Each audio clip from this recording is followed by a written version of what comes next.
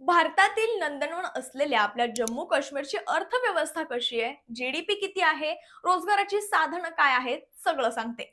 खरं तर गेल्या काही दशकांपासून दहशतवाद आणि राजकीय अस्थिरतेमुळे जम्मू काश्मीरमधील अर्थव्यवस्थेला अनेक आव्हानांचा सामना करावा लागलाय.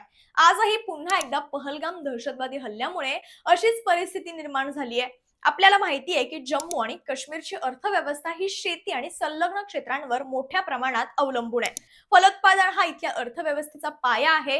इथे सफरचंद, अक्रोड, बदाम, जर्दाळू, चेरी आणि नाशपती यांसारखी फळांची पिकं मोठ्या प्रमाणात घेतली जातात. 2019-20 मध्ये राज्याने 18.34 लाख मेट्रिक टन फळं, त्यात प्रामुख्याने सफरचंदांची निर्यात केली आहे, ज्यामुळे स्थानिक शेतकऱ्यांना मोठा आर्थिक फायदा झाला होता. केशर उत्पादन हे काश्मीरच्या अर्थव्यवस्थेचं आणखी एक वैशिष्ट्य आहे. वार्षिक 8 ते 10 मेट्रिक टन केशर उत्पादन होतं, ज्याची बाजार किंमत 200 ते 250 कोटी रुपये इतकी आहे.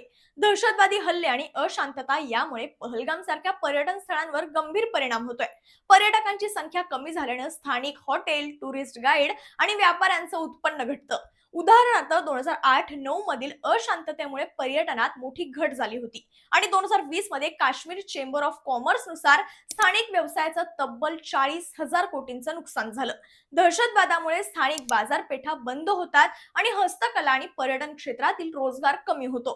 काश्मीरमध्ये रोजगाराची साधनं जर पाहिली तर शेती आणि फळांचं उत्पादन, पर्यटन, हस्तकला, सरकारी नोकऱ्या, उद्योग एवढीच आहेत.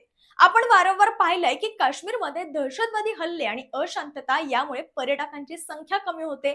2016-17च्या दंगलीमुळे पर्यटनाला मोठा फटका बसला होता. पण आर्टिकल 370 हे रद्द झाल्यानंतर आणि सुरक्षा व्यवस्थेत सुधारणा झाल्यानं आता पर्यटकांची संख्या ही वाढत होती.